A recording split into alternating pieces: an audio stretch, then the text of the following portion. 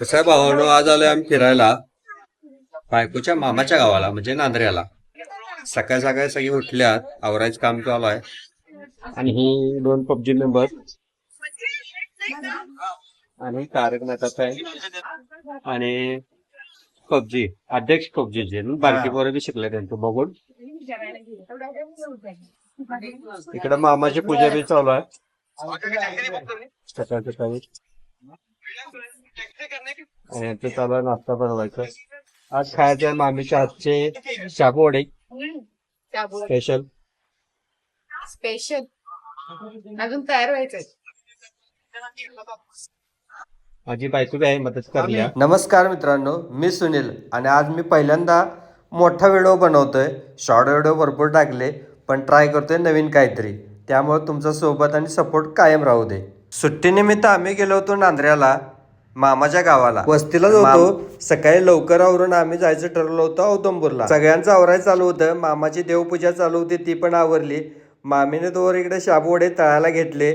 आम्ही त्या वासावरच होतो, कधी एकदा तयार होतात.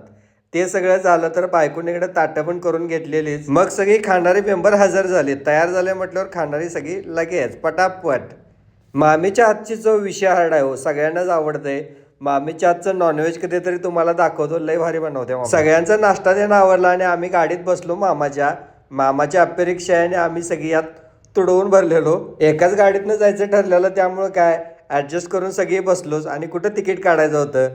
मज्जा करत निसर्गाचा आनंद घेत आम्ही निघालो. नांदरेमधून मंदिर काय लांब नाही, 15-20 मिनिटात आम्ही पोहोचलो. मग सगळी गाडी पार्किंग केल्यावर सगळी उतरायला चालू केले. आता एकेकांचे तोंड बघा. आम्ही गेलो आणि मंदिरात गर्दी नाही असं होत नाही. पार्किंगसाठी जरा इकडं तिकडं चालूच होतं. ही नुसता कॅमेरा बघितली की ही चालूच करते. फिल्म लाईनला असती तर 3 तासाच्या पिक्चरमध्ये 2.5 तास हिलाच बघायला लागलं असतं. गेली नाही, बरे झालं. आम्ही मंदिरात गेलो पण मंदिरात पाणी आलेलं, मंदिर पूर्ण बुडालेलं. आम्ही पाण्यात जाऊन जरा पाय धुतले. पाणी आल्यामुळं मंदिरातील पादुका या वरच्या मंदिरात असतात हे आम्हाला कळालं. मग आम्ही वरती दर्शनाला गेलो. दर्शन छान झालं, गर्दी बऱ्यापैकी होती पण दर्शन छान झालं. तिथून आम्ही आलो अद्वैतसाठी खरेदी करायला. शिव काय दिसेल ती वस्तू मागालता. अर्धा तास दुकानात गेल्यानंतर एक वस्तू घेतला आणि आम्ही बाहेर पडलो. आता तुम्हाला पुराचं पाणी पण दाखवतो. तुम्ही म्हणाल काय सांगतो यो, पाणी कुठंपर्यंत आलंय बघा. पूर्ण मंदिराच्या स्लॅबपर्यंत पोहोचलंय. हे मंदिर सांगली जिल्ह्यामध्ये येतं.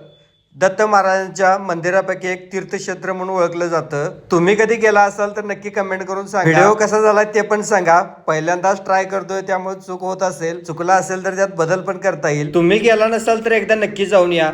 इथे गेल्यानंतर मनावर फरक नक्कीच पडतो. तुमचा अनुभव काय असेल तर नक्कीच शेअर करा.